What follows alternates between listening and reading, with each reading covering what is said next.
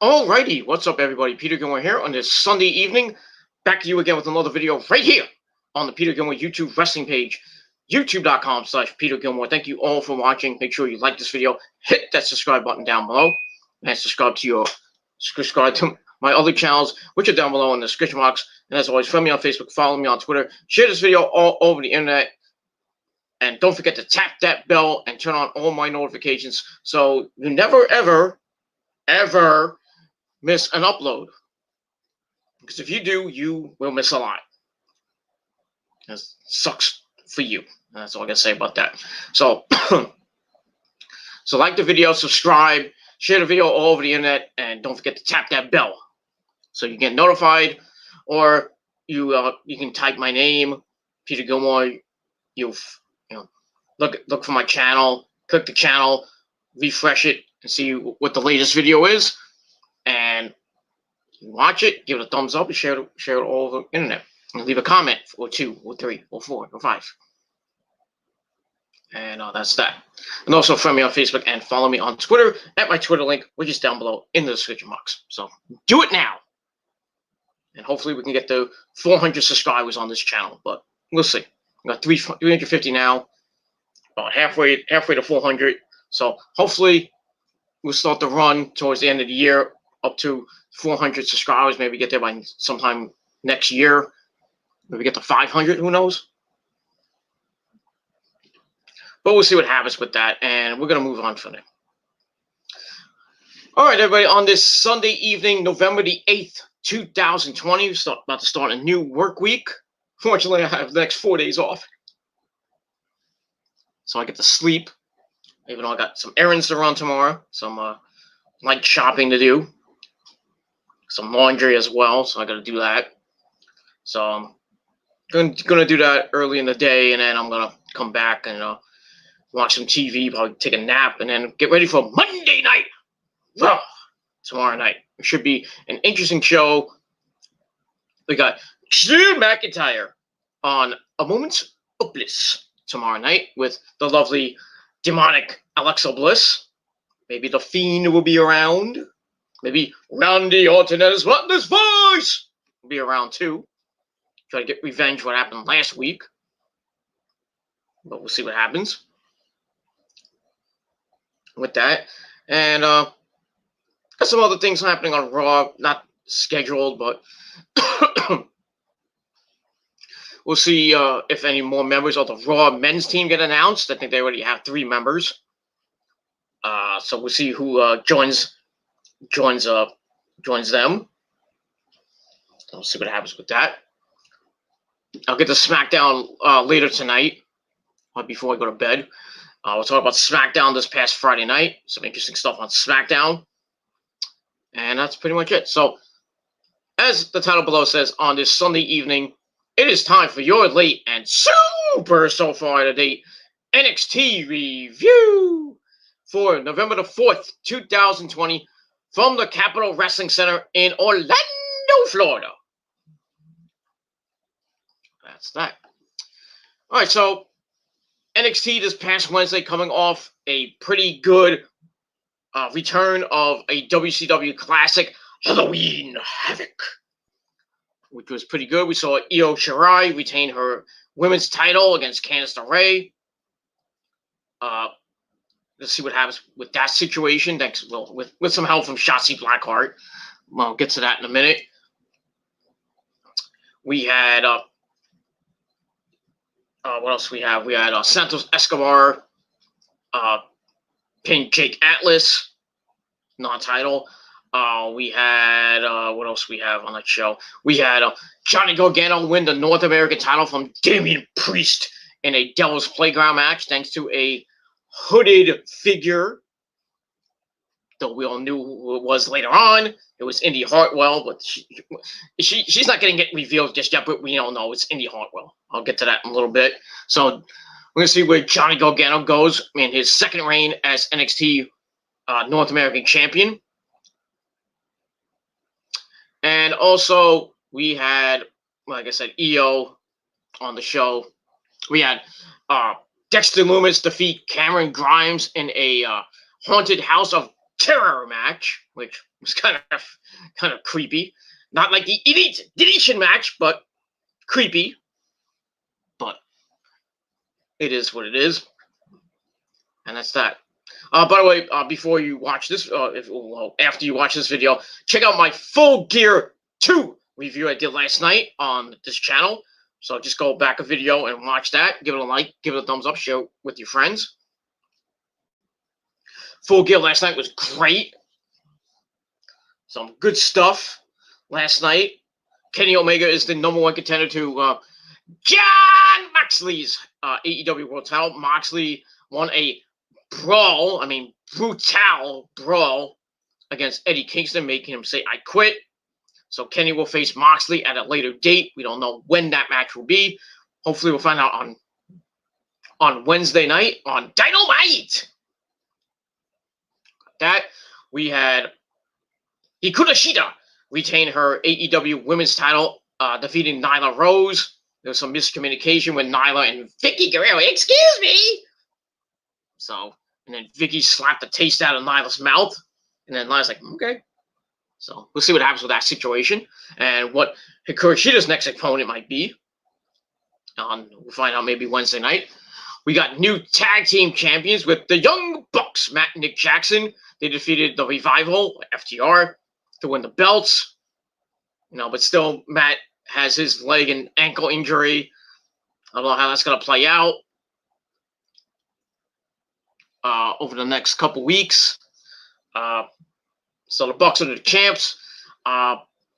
We'll see if the Revival or FTR wants to get their rematch. We might have that match on Dynamite or at a later date, maybe on a special episode of Dynamite, maybe on a pre-Thanksgiving show. I don't know. Maybe the Christmas or New Year's Eve show. Well, not the New Year's Eve show, the pre-New Year's Eve show. So see what happens with that. We had MJF defeated Chris Jericho to join the Inner Circle. We'll see what happens on Wednesday night with that. And we had Darby Allin beat Cody Rhodes to become the new TNT champion. So all in all, a pretty good night. And like I said, watch the video after you watch this video or before you watch this video, whenever you want to watch the video.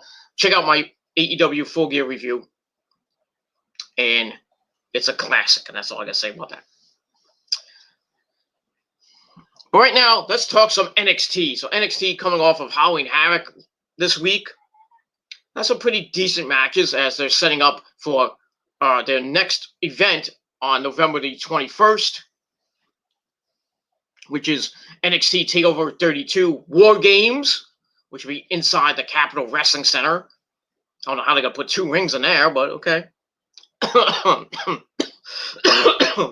Excuse me. Got this damn algae cough. Taking Zyrtec up the wazoo. I'm fucking sleepy as fuck. It is what it is. So we're getting some. We get a little bit of storyline progression with the Undisputed Era and Pat McAfee's group. We'll get to that in a little bit. We got some interesting matches for next week. Tag team title match between Oney Lorcan and Danny Burch defending against Breezango. So Breezango gets their rematch.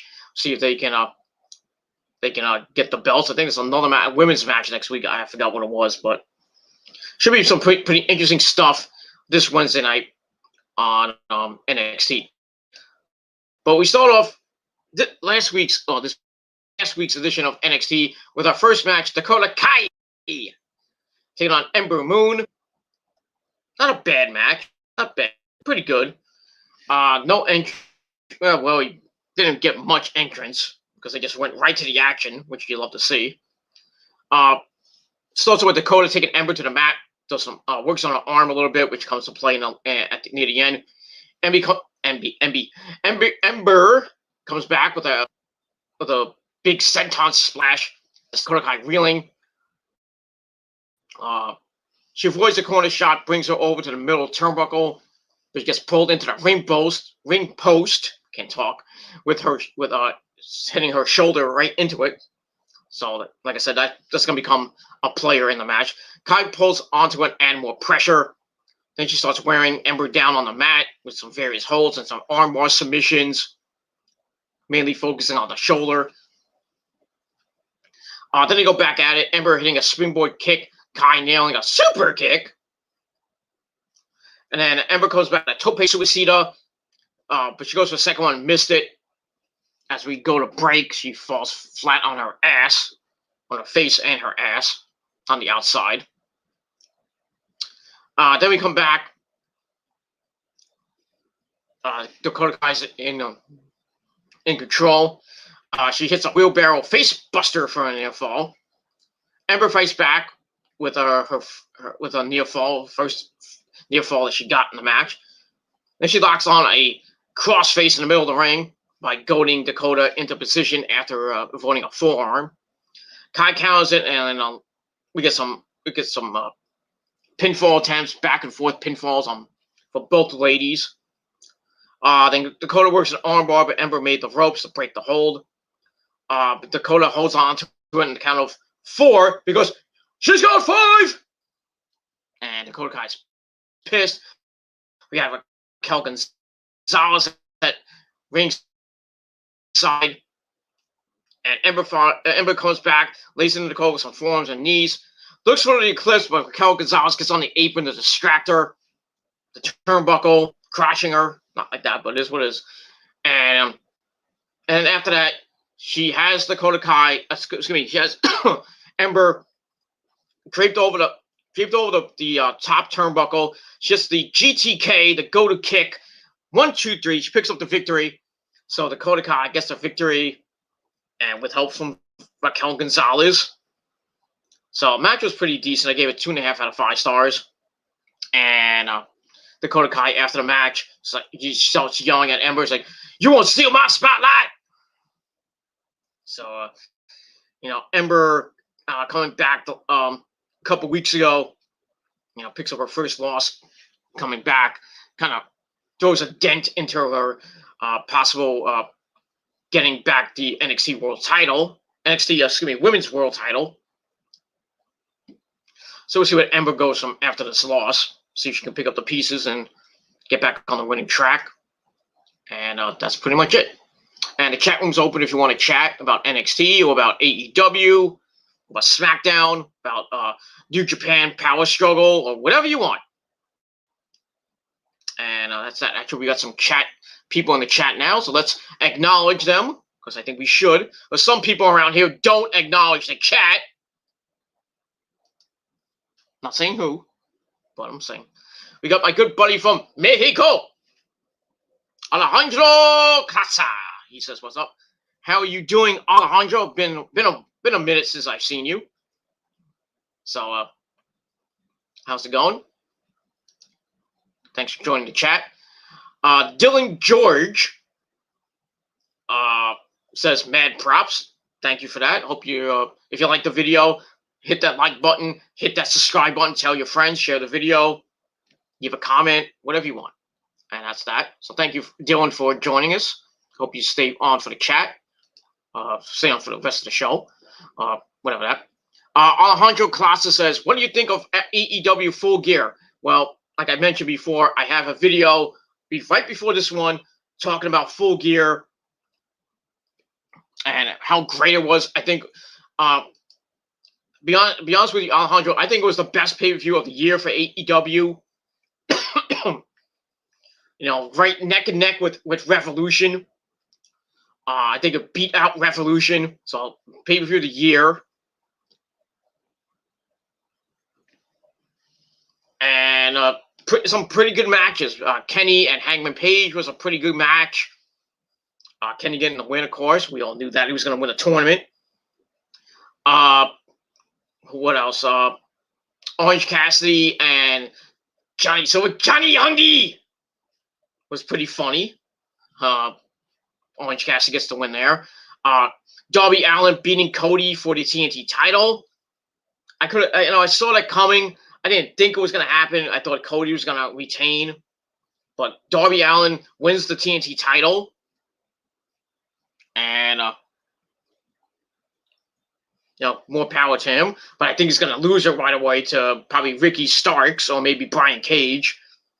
So he's not. He's probably going to be a transitional champion. He's not going to hold it that long. Maybe a couple weeks at best. But we'll see. We had Hikaru Shida retain her women's title over Nyla. Nyla Rose. There was some miscommunication with Nyla and Vicky Guerrero. So Hikaru Shida won the belt. Not surprised by us. Hoping Nyla will get the belt back for the second time and go on a monster run with it. But Hikaru Shida continues to be the champion for the past 7 months right now. So about 200 and some odd days, over 200 days. So she can't be stopped right now. And then the only person I think can beat Hikaru Shida is our good friend, say it with me now, Dr. Britt Baker, DMD, baby. That's all I gotta say about that.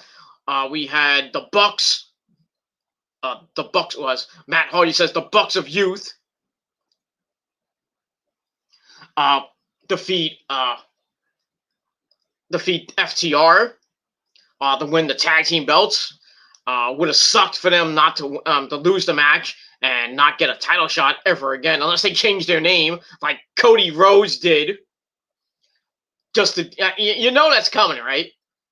Cody Rhodes is gonna ask for a world title shot now, and then like maybe Moxley or Kenny. Well, when Kenny gets the belt, Cody's gonna say, "I want a title shot," and Kenny's like, "Wait, didn't you lose last year?"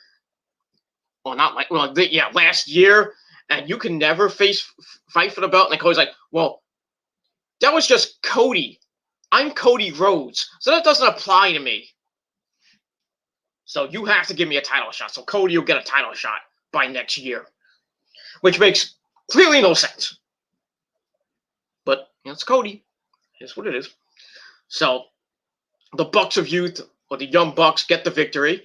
But I'm worried about how long they're gonna hold it for because of Matt Jackson's leg injury, his torn MCL, and his leg is just fucked up, and both of his legs are fucked up.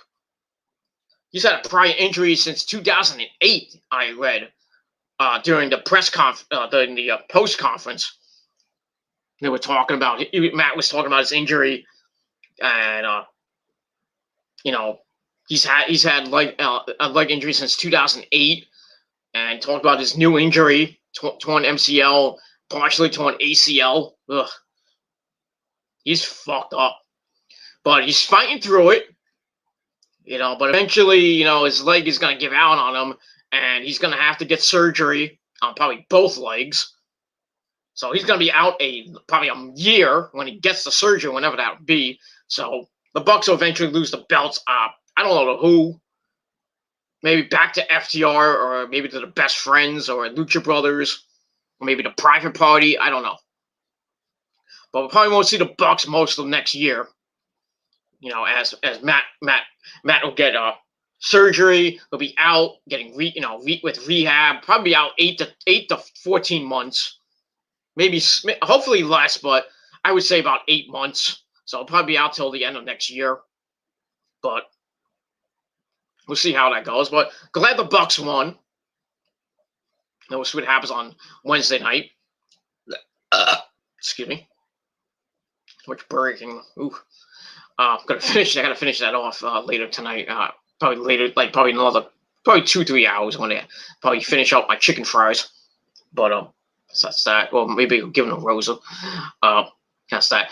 And we had MJF defeat Chris Jericho to join the Inner Circle with Wardlow. So see how that plays out on Wednesday.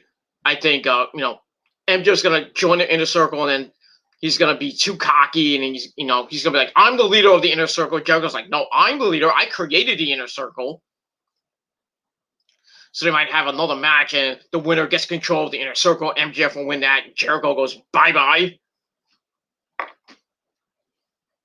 Probably just go on his merry way and be a singles competitor. Maybe try to get the AEW World Title back for the second time.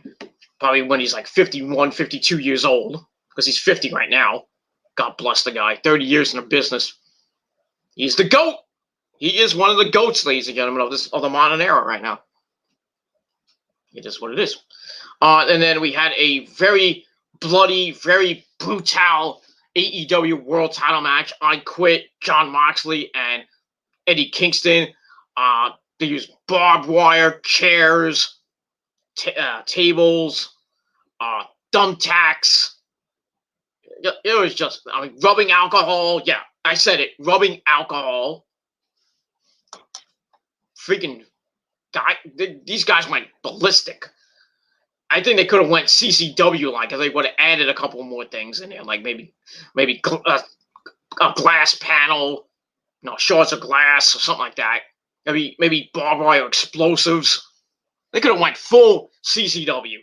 But knowing Moxley, if you followed his career way back when he was just coming up in CCW and all the bloody fucking matches he's had when he was CCW World Champ. Guy was a psychopath. And he still is to this day. That's why he's the champ right now. He's fucking psychotic. And you can imagine what him and Kenny gonna do in part 2 of their little saga. We saw last year at Full Gear how far they went, how hellacious that match was. I mean, they went through a barbed wire pit. They used barbed wire. I think they used thumbtacks. And freaking Moxley beat Kenny. So we'll see whenever that match comes around.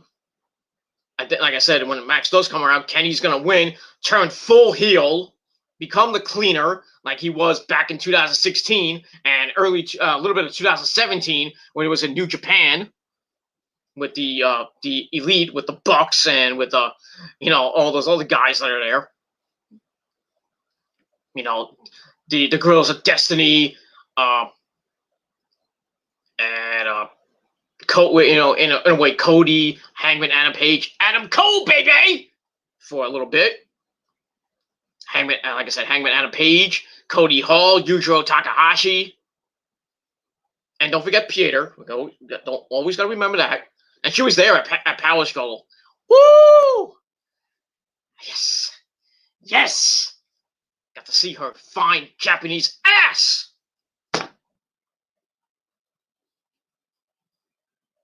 That's what's most important. Pieter and her fucking hot ass. And not to be outdone, Abe Mio, we haven't seen in a while. Because you know what she is, right? You know what she is. Riding her ass on my big fat Italian cock. It's good to be the king. With my Asian persuasions. Abe Mio, Pieter, freaking Asuka, Kairi, Io, Asuka, Kairi, Io. I still I have love for Charlie Caruso, and Sasha Banks and Melissa Santos. They're still, they're on my list. But, gotta keep them off to the side. My Demon Assassin Rosemary, way off to the side. But it is what it is. And by the way, for those of you who are still wondering who shot Johnny Bravo, I did it for my demon. Dylan George knows what I'm talking about. If you follow the XWF and who my Demon Assassin is, I did it for her. Read my last RP. If you go to XWF99.com, go to the Warfare RP board, read my last RP. It wasn't really explain it, but I kind of mentioned it. So that's all I got to say about that. So, speaking of the XWF, Dylan George says XWF for life. Indeed. I just wish they made me the Universal goddamn champion. Or a champion. Hopefully I can hold it for as long as I've held most of those belts. that I've held in that damn federation. I think the longest I've held a belt was, I think, the Hart title for 5 months. I think it was 4 or 5 months. I think it was. Or maybe the trios title, because we never defended those belts. Me, good old buddy, Unknown Soldier, and good old Papa Feder held those belts for a while. I think it was a couple months. I miss those guys. I miss them. Not as much as I miss my good buddy brother McBlyde. I knew you come. And all the other partners I've had with the tag team belts. 6 times. XWF tag team champion. 13-time Extreme champion. 8-time deathmatch champion in Japan. 8 times. I'm not going to go back there again, though. But I love Japan. Japan, #1. But I think I'm done with the deathmatch tournament for a while. But it is what it is. But yes, XWF for life. And go to XWF99.com. Join the revolution. Try your luck. And that's all I got to say about that. And we move on. Alejandro Clasa says, well, although a lot of work, I have not been able to see your live shows. Well, yeah. I forgive you. I've been bogged down with work myself. Thankfully, I got 5 days. Well, after today, I got 4 more days off, depending on Wednesday. Still got to keep Wednesday open, but hopefully, I get that day off, and I can just enjoy this week off. Well, basically the week off. Then I go in Friday night for a couple hours, and I go in Saturday night for pretty not a long shift, probably about 6.5 hours.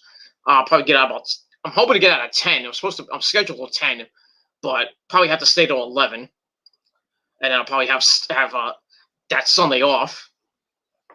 Next Sunday I'll probably have off, and then we'll see what happens after that. So what next week's schedule brings, and then I got probably got to have a busy schedule for Thanksgiving. I'll be working Thanksgiving, which sucks. Hopefully I can get the early shift. I really do not want to work the afternoon to late night shift. I don't, because then I'll miss Thanksgiving dinner with my family. And I have to go on a day off, which will probably be that Sunday after Thanksgiving,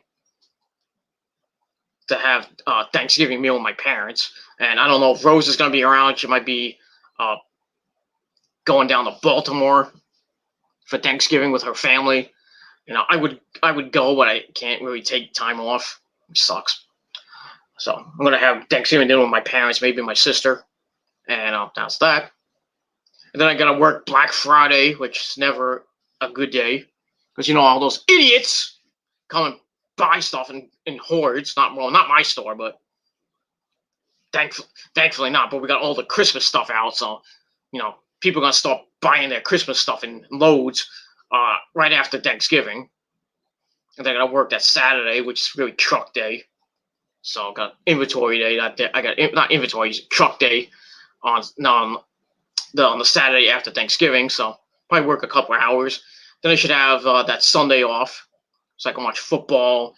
And if I miss Thanksgiving dinner, I can go to my parents' house, have Thanksgiving dinner, and then come back late Sunday night and then worry about the end of November and into December. And that's that. But yeah, I understand work. Work. You can't. You're working, and sometimes a lot of people can't view my shows because you're either at work or you're sleeping. I try not to do my videos too late, but sometimes I get home 11:30 sometimes. If I work till 11:30 at night, I don't get home till like 12:30. I have to eat, and if I miss AEW, I miss Raw, I miss any wrestling, I gotta rewatch, and it takes me about an hour and a half to watch everything. And I skim through most of the matches, so then I gotta spend time with the beautiful wife and get the business done. You know what I mean? So yeah, so my videos come about 1, maybe 2 o'clock in the morning, and most of my fans are not even up. Mostly in the West Coast, and they're up, but my fans in the East Coast are probably sleeping. But it is what it is. That's that. So I forgive you, Alejandro, and you know, just come on when you can, and that's all I gotta say about that. And we'll move on from there. All right, Dylan George says, should AEW bring in Kevin Owens or CM Punk? I would not mind Kevin Owens, but just how would Tony Khan and really the Bucks and Cody use him? And would he go back to Kevin Steen? That's the question. I think he will. If he went to AEW, he'll go back to Kevin Steen. Maybe you could put him in a faction or something. Or just make him. Well, if he does go to AEW, I don't think he's going to. I think he's going to stay loyal to WWE, even though they're fucking him up really bad.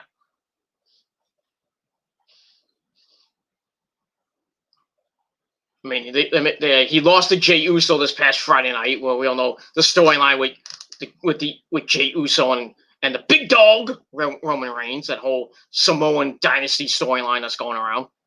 And even though Jey Uso and Kevin Owens are teammates on the Survivor Series team, I wonder how that's going to play out.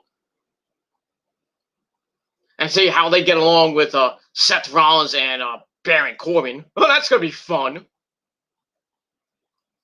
And then we're going to find out the fifth member probably this Friday night or maybe at the Go Home show, which is the week after that. So we'll find out the entire men's team for SmackDown. And same thing with the women's team. All we got is Bianca Belair and Ruby Riott. Ugh. Makes me want to vomit. The whole women's match is going to suck. The women's Survivor Series match is going to suck. Go to the bathroom. Take about 5 shits. Not even 5. Maybe 2. Just stay in there for about 15 minutes. You get done. Don't forget to wipe your ass. And to wash your hands. And by the time you're done taking a shit and washing your hands, the match will be over. So you're not going to miss much. That match is going to suck. I think the only thing that's going to be good for the women is Asuka and Sasha Banks. That's it. That's the only thing that's going to be good for the women. That's that. But getting back to Kevin Owens, I would love to see him in AEW. I just don't know how to use him. But I would love to see him and Moxley go at it. You know, they've gone at it in the WWE many times. Some good matches there. Moxley and the Kevin Steen version of Kevin Steen, would be good in a hardcore match because Kevin Steen is fucking psychotic in the head too. Kevin Steen and Eddie Kingston could be a good match. Kenny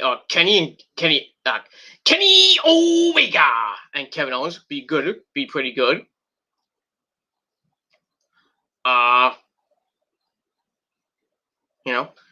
Maybe they'll bring over Sami Zayn. Generico. Maybe form Generico Steen or Steen Jericho as a tag team. Let them win the belts, and then have Steen once again betray Generico, and then they'll have another epic match. Maybe another ladder war. AEW's version of ladder war. You could do that, but I don't know if that's gonna ever happen. As far as CM Punk goes, who knows? There's so many rumors going around, and mostly fake rumors on Facebook, by the way, that Punk's talking to Vince. He's trying to mend the fences and stuff, and he wants to face Roman, maybe at WrestleMania 37, but that's not going to happen. Which we all know at WrestleMania 37 is going to be Roman Reigns versus The Rock for the Universal title, and The Rock's going to get his butt kicked, deservedly so, and then his career is going to go bye-bye. And then he'll probably be in the Hall of Fame either next year or maybe the year after that, WrestleMania 38. I wonder who's going to induct him. Probably be Roman. That would be funny. But yeah, Punk and AEW, highly unlikely, but never say never. But if they do have Punk and AEW just go straight through the roof, and they would just own the wrestling world I mean, forget New Japan. I mean, New Japan is great and all, but if Punk is in AEW, AEW would be the #1 company in the world. Imagine the matches that Punk would have in AEW. Punk versus Moxley. Punk versus Kenny Omega. Punk versus Cody. You know. Maybe he can reform the Second City Saints with his good buddy. Well, I don't know if they're still friends. Colt Cabana, the man who sucks dick. They could reform the Second City Saints. I don't know if that would ever happen, but I don't know if Punk and Cabana are still friends after what happened with the lawsuits in WWE back a couple years ago. I don't know what's happening with that. Punk kind of betrayed Cabana, so I don't know where they stand at right now, if they're friends or they're not friends. But Punk, if he comes back to WWE, he'll make the WWE 10 times better. Though I don't know if he can save the WWE by himself and get them to beat. Well, then they won't beat AEW in the ratings because they're not going head to head except for NXT. But if Punk comes back to the WWE, I can imagine he'll probably be on Monday Night Raw. Make Raw 10 times, 150 million times better than it already is. Like thrust him right into the WWE title picture, give him the belt.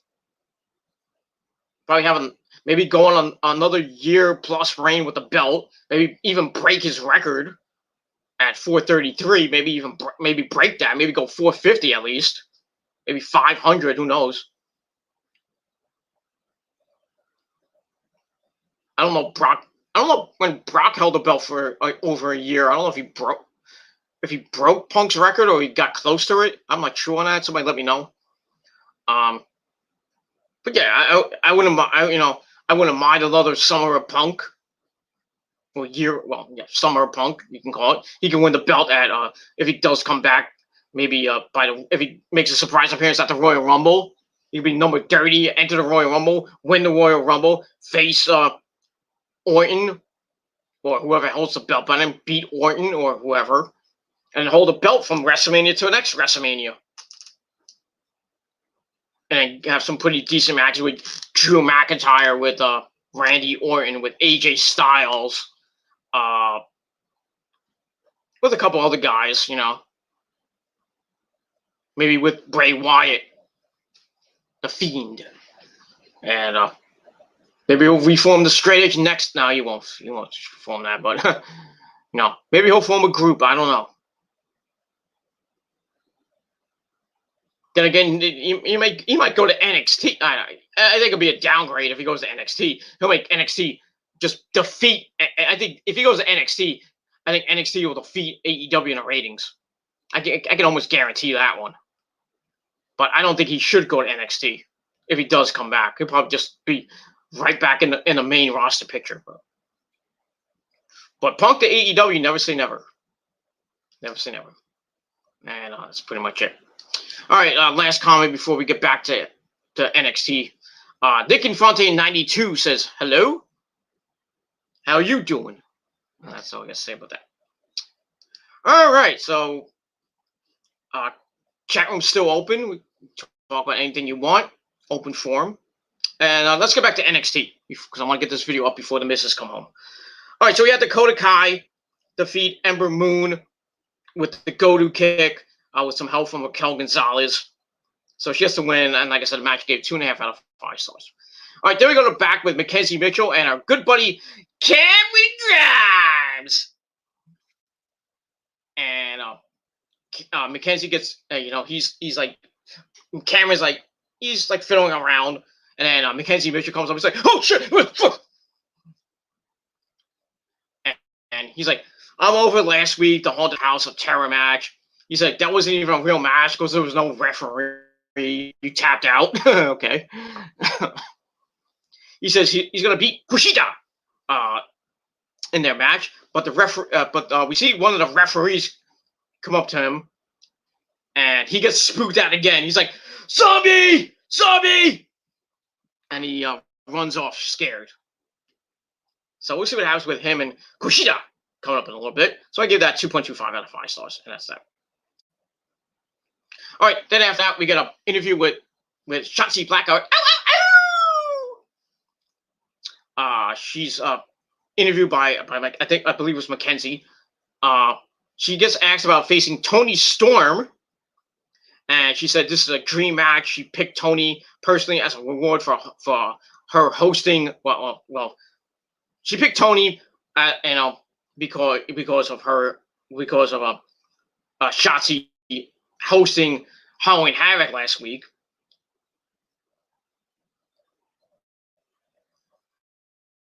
So she talking about Toni, and Toni is like, "Oh, really? You thought I ran over your tank? I stole your tank?" And they had to be separated by referees. So that's that. So we'll see what happens in that match. So I give that match segment 2.25 out of 5 stars. All right, match number 2: Cameron Grimes taking on Kushida. I don't know why we didn't get entrances during the night. I guess they had a full time, but it is what it is. This match was pretty decent, not bad. I start off with going at it quickly, quick, fast pace. Cameron gets caught in an armbar. She keeps him from the ropes at every turn. Maybe try and get the hover block. Excuse me. And Cameron finally gets free. Counts an arm breaker with a shot to the lower back. Catches Kushida with the stun gun, a la Mr. Carl Anderson. Though I think Carl Anderson does it way better. Picks up a near fall. As we go to break, we come back. Still in control of Kushida in the corner, but Kushida fights back.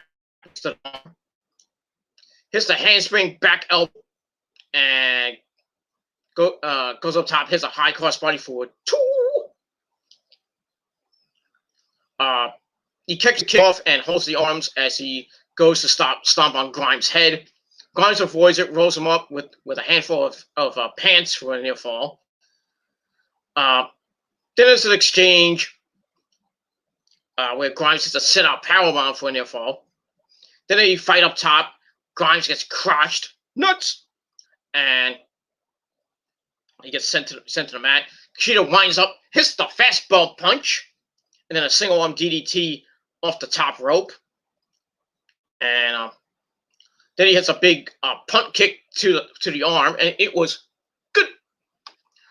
And so he's working on that arm of Cameron Grimes.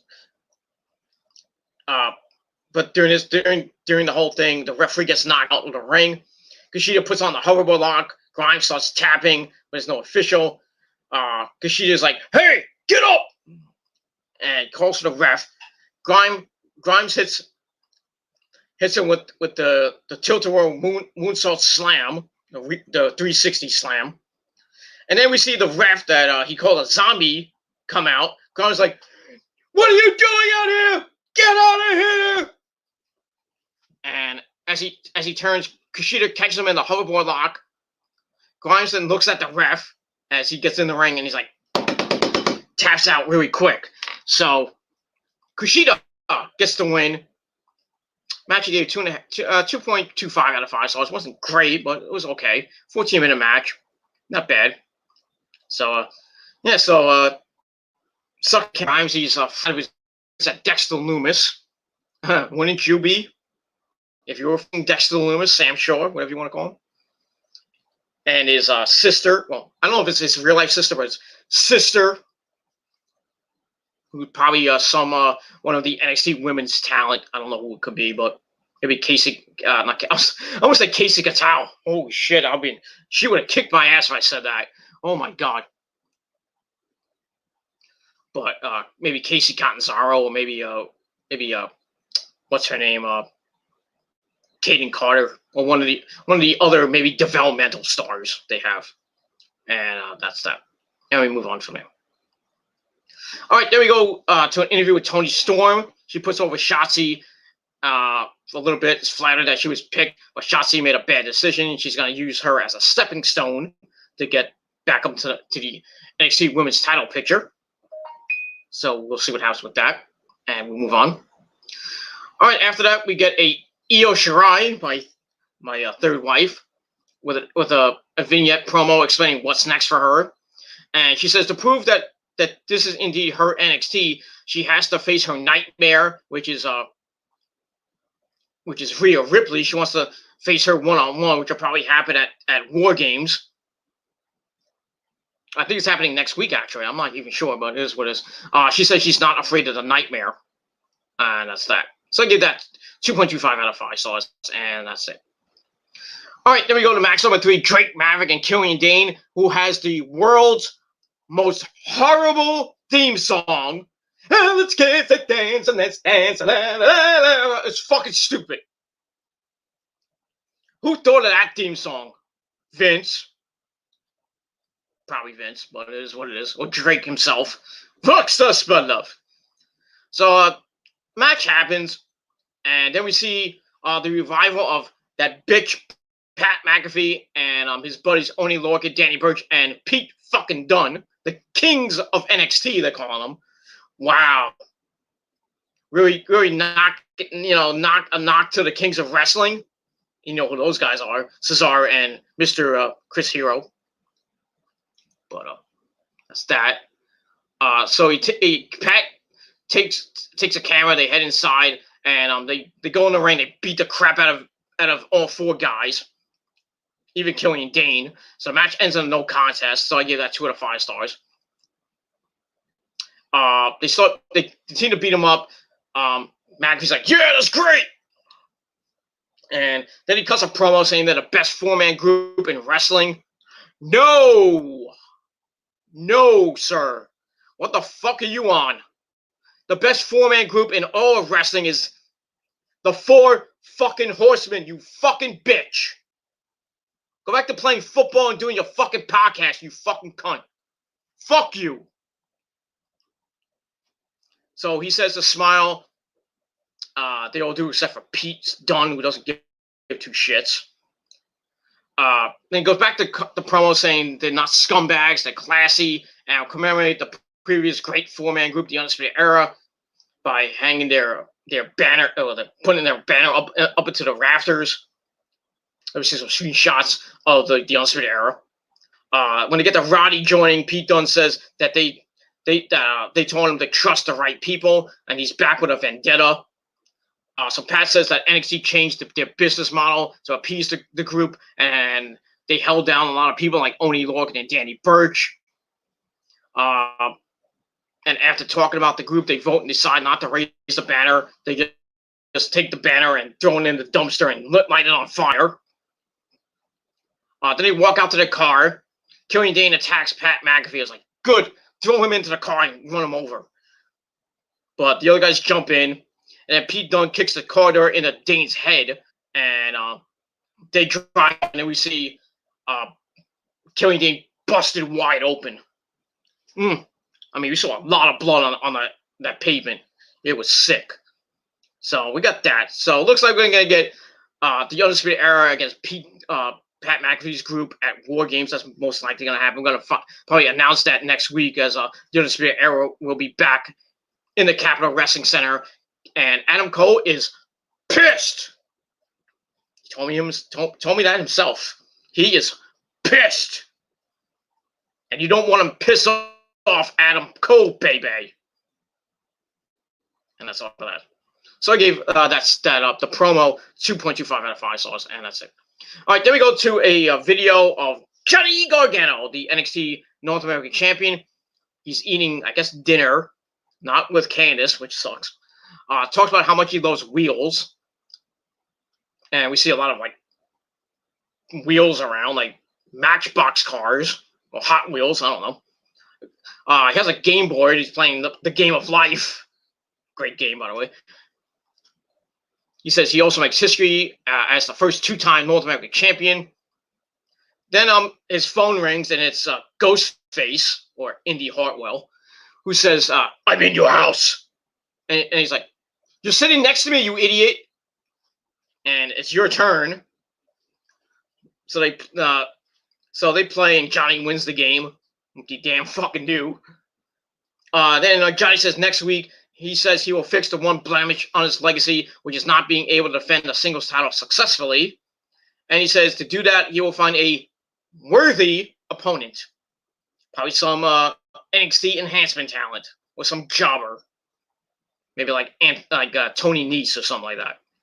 So we'll see what happens to that. So I gave that 2.25 out of 5 stars, and that's it for that. All right, then we get the Shotzi Blackheart and Toni Storm. It was an okay match. Shotzi blocks the Storm Zero, hits a suplex for a near fall. Toni stops her with a headbutt, falls on her for a near fall. And with Toni on the apron, Shotzi hits a springboard tornado DDT, which kind of didn't look like a DDT, but effective anyway. Shotzi was out in the ring. She beats the count at 9 as the referee stopped counting her out. I don't know why. And then Candice LeRae appears on the Tron, well, the LED Tron where the fans were. Said that someone put Shotzi's tank in the middle of the road, and then she stops the car. There was nobody in the car. So probably the person that was driving the car quickly left, and Candice gets in, and she's like, "Don't mess with." Well, I'll get to that in a minute. Toni sneaks in, wins with a 1925 schoolgirl, so she gets the win. Match gave 2.25 out of 5 stars. That was that.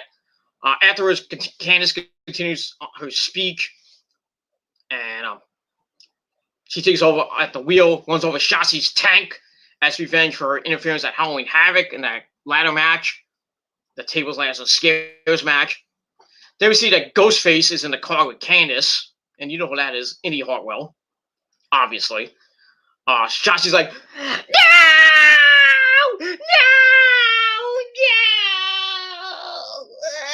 She's crying like a bitch. Really selling it. I mean, looks like, she just lost her fucking puppy. Maybe she needs to be consoled by me, but it is what it is. So they're going to start the Shotzi Blackheart, Candice LeRae feud. They'll probably have a match maybe at War Games, or it might be on different teams doing a women's War Games match. But we'll see what happens with that. And that's that. All right, I want to get this done quickly because I think the list is coming up. All right, then we get a video from early in the day. Legado and Fantasma arrive.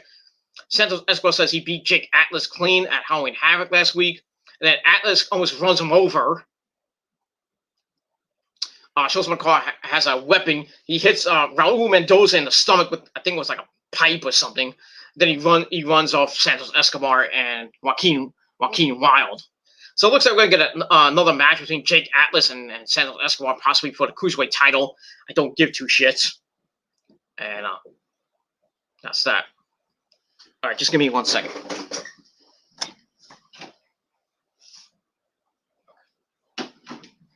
Just had to check something on my phone.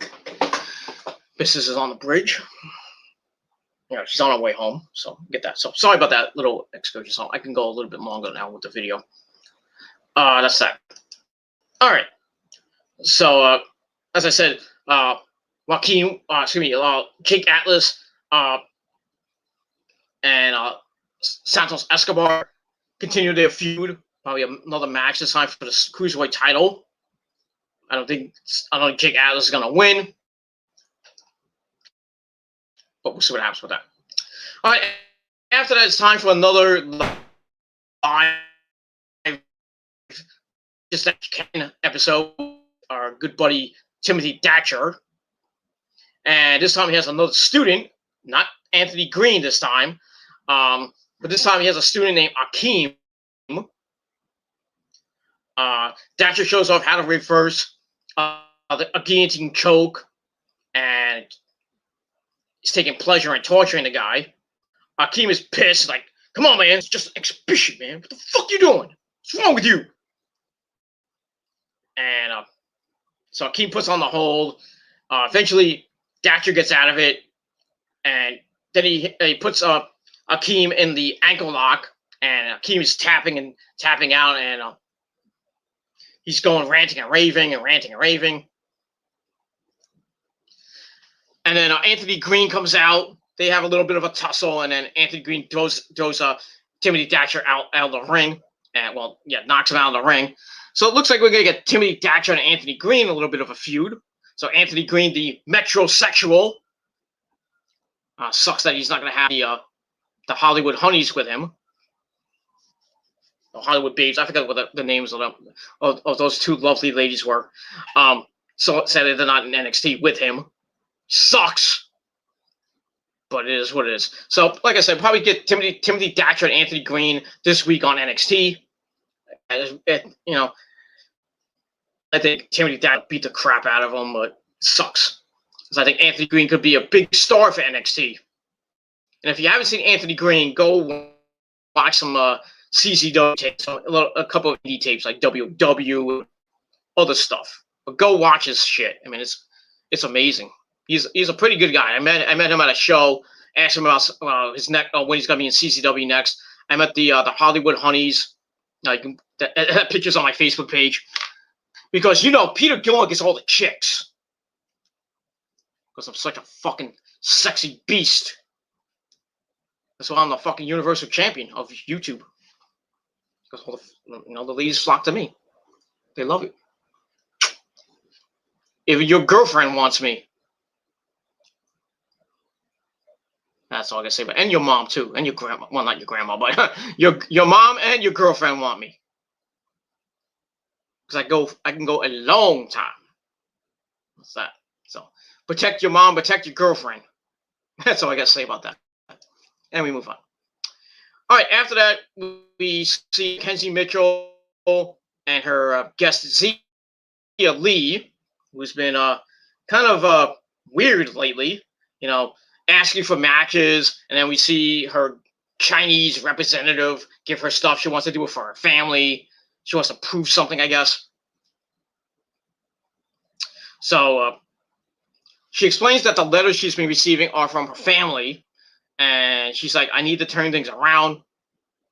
And then William Regal, Mr. Legal, comes up and has another letter for her. So she opens it up and reads it. I think it was in Chinese or Chinese, I guess. And she reads it. She's like, I must challenge Raquel Gonzalez, who dishonored her last week. I'm like, okay, I don't remember her doing that. Why? And then William was like, you really want to go through with this? And he's like, I have to. She dishonored me last week, and we was like, I think I can make that match happen. So we're gonna get Raquel Gonzalez and Zia Lee this week on the program, and yeah, I don't know where the Zia Lee storyline is going.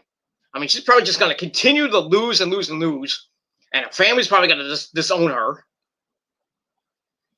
and maybe she'd be gone from NXT because I mean, really, she's doing nothing there. I really don't know what the payoff to this fucking storyline is, unless she gets with somebody like somebody else, or maybe Raquel Gonzalez turns on Dakota Kai and she sides with Raquel Gonzalez. I don't know. And that's pretty much all I got to say about that. So we'll see what happens with that match on NXT this week, and that's that. All right, then we go to the main event. We get the Psycho Killer, Tommaso Ciampa, taking on the Velveteen Dream, Patrick Clark. Now, this wasn't like their NXT title match back in 2018 when Ciampa had the belt, which was an amazing match. If you haven't seen it, go look it up. But this match wasn't bad. Wasn't a bad match. Could have been way better. Dream comes out in a NWO-like shirt saying OVA, over, because basically his career is over, but that's what it is. So that was kind of cool. Ciampa looks like Shao Kahn with that mask of his. Look like the updated version of Shao Kahn from Mortal Kombat 11. But it is what it is. So Ciampa goes right after the bad arm, which is still in the cast. Puts Dream on the announce table, fakes a running knee, and slams Dream's hand on the announce table, and he's like, passes up on the back, Barry Horowitz style. Dream tries to leave, but Ciampa brings him back. There was a big pump knee kick. Goes to a fairy tale ending. Dream avoids it, but keeps getting the hand worked on. Nonetheless, Ciampa's still working on the hand. He stomps on him outside. So we go to break. We come back. Dream makes a comeback. Uses his good hand to fire off some shots, but Ciampa comes back, sets him up for a top rope superplex, and he hits it for a near fall.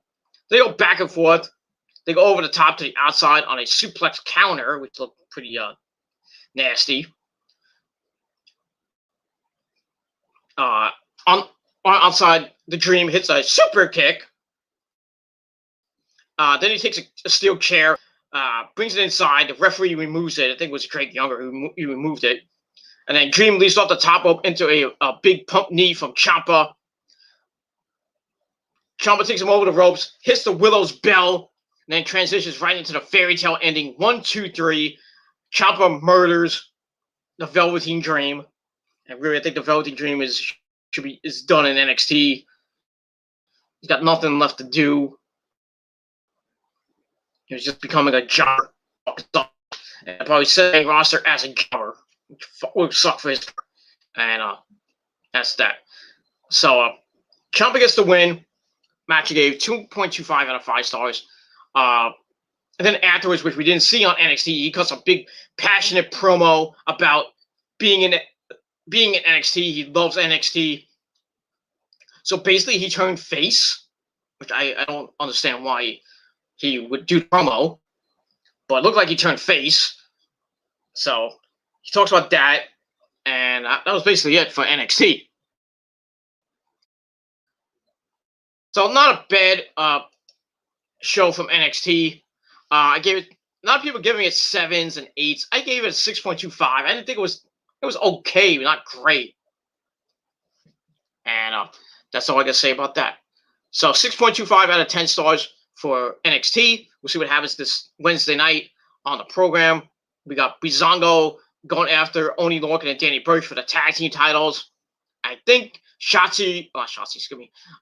I think Io versus Rhea Ripley might happen. I'm not sure on that, but we'll see. If not, it's probably going to happen at War Games for the NXT Women's World Title. I think Io will beat Rhea Ripley. I really don't think Rhea's going to get the belt back for the second time.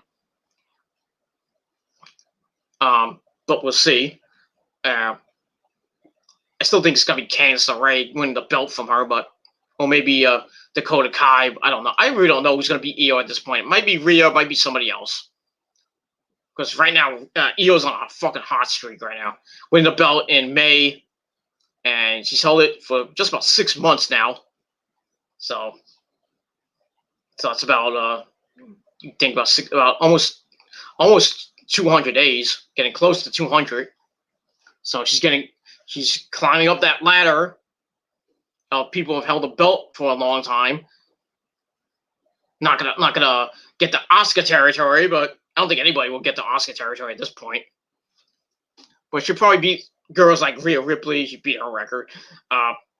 Ember Moon, maybe Sasha, maybe Bayley, maybe Shayna. But I think that's pretty much it. Who's held the women's title? I think Charlotte to an extent. And that's it.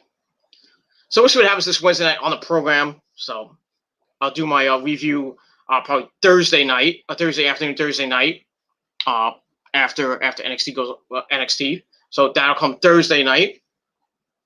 So we got a big week of wrestling. We got Monday Night Raw tomorrow. We got AEW Dynamite on Wednesday. NXT as well on Wednesday night. Got Friday Night SmackDown this Friday night. And also this Saturday, if you care, TNA Impact Wrestling has Turning Point.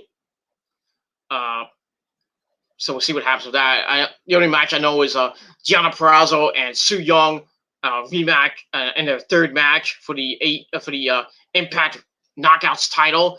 This time in a false count, anything goes match, no DQ.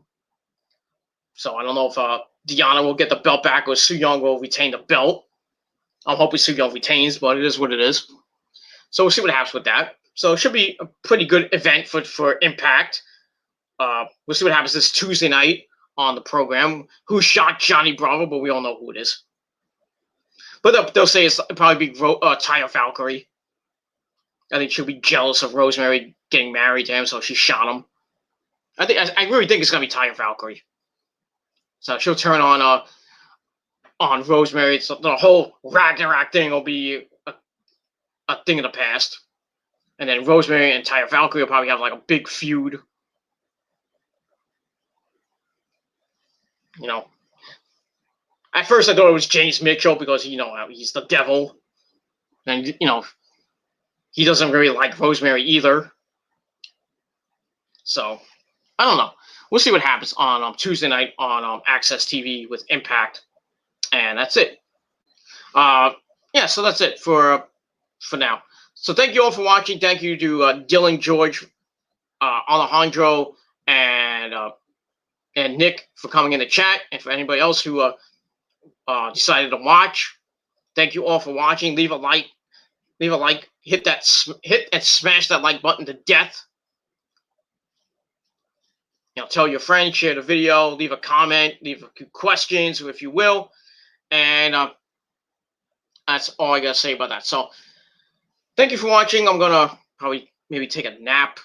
I'm gonna wait for my girlfriend to get home. Maybe take a nap. Maybe have a late night dinner, and maybe I'll get my SmackDown. I'm gonna hope to get my SmackDown review up later on, probably another couple hours. So I'm gonna give myself a little bit of a break, and then do my SmackDown review. Then tomorrow night, after Raw goes off the air, your Monday Night Raw review on the Killer Demons channel. So subscribe to that channel, and don't forget to hit that bell, get notified when I go live. So should be a fun night. And like I said, Drew McIntyre will be on a Moment of Bliss.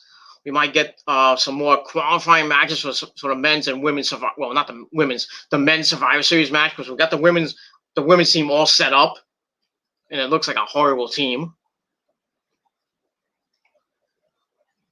Mandy, Dana Brooke, Nia Jax, Shayna, and Lana. Looks like a horrible fucking team. And on SmackDown for the women's, we got we got Bianca Belair and Ruby Riott. So we'll probably find out who's next to join the team on this Friday night SmackDown. And that's that. Probably get more for the SmackDown men's team as well. We only got four guys. We got Jey Uso, Kevin Owens, Seth Rollins, and Baron Corbin. We'll see who the fifth guy is. It might be a surprise, or somebody new, or somebody not so new. I don't know who else they can probably get at this point, but we'll see what happens with that. And to continue the whole story with the Mysterios and Seth Rollins and Murphy and Aaliyah, that kind of got really got heated with Aaliyah and Murphy. Not like that, but you know what I mean. So I'll talk about that a little later on. And that's pretty much all I can say about it. So 6.25 out of 10 stars for NXT. Was what it was. That's my opinion. And if you don't like it, well, fuck you, man. That's all I can say about that. All right, everybody. Thank you for watching. Might watch some Sunday Night Football, the Buccaneers and the Saints. And thank you to the Buffalo Bills for giving me a lot of money today. Good job, Buffalo. All the people in Buffalo, I love you. I love you a lot. Thank you very much. And thank you to Miami for defeating the Rams. Was it right? Yeah. No, Arizona today. Thank you. Not that it helps. I mean, it helps the Niners to an extent, but, the Niners lost on Thursday night, and they don't play till next Sunday afternoon against the Saints in New Orleans, and they're going to get their asses handed to them. So get ready for 4-6 for the Niners, which fucking sucks. So their playoff chances are going to take another hit with after 12, 13, 14, 15. Well, yeah, they got week 11 or 12, 13, 14, 15, 16, 17. Got 6 games left after the bye. So hopefully they can go 4-2, maybe 5-1. I'm not gonna go 6-0. Let's be real here. I'm not going 6-0. I would say 3-3. I don't know if it'll get them into the playoffs. I would hope 4-2, and then get some help within the NFC. hopefully get that. That's that. Tomorrow night we got the Jets and the Patriots, a boring game. You know, the Patriots look like shit. They're 2-5, and the Jets are 0-8. So see if the Jets can finally get their first win, so they don't continue to probably tank the season, go 0-16, and get Trevor Lawrence in the draft. I mean, it's probably gonna be between them and the Jaguars right now. Jaguars are 1-7 right now. They lost today to Houston. So it's gonna be between the Jets and the Jaguars, probably for the number 1 pick. We'll see what happens with that. And if the Patriots lose tomorrow, not only will I be pissed, not only will Joe Cronin and the New England fan base be pissed, I think all football would be pissed. And that's all I can say about that. So we'll see what happens tomorrow night as we end Week 9 in the NFL. We're at the halfway point of the season. And that's that. I mean, the only big thing in the NFL right now is the Pittsburgh Steelers. They're 8-0. I mean, they barely beat the fucking Cowboys today.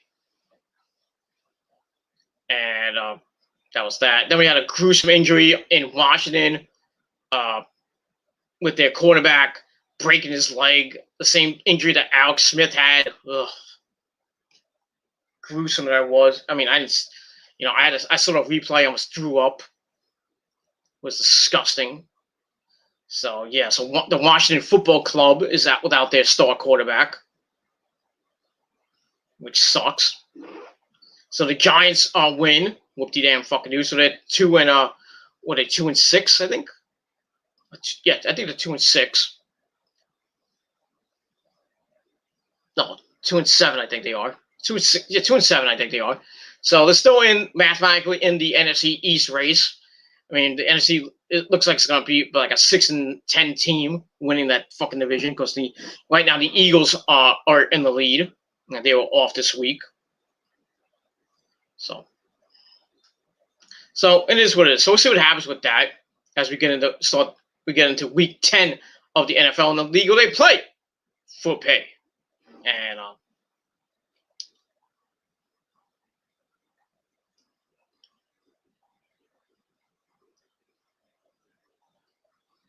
we'll see what happens with that. And that's all I got to say about that. So thank you all for watching. Enjoy the rest of your Sunday evening and Sunday night. And hope to be back later with my SmackDown review on the Killer Demons channel. And that's all I got to say about that. So thank you for watching.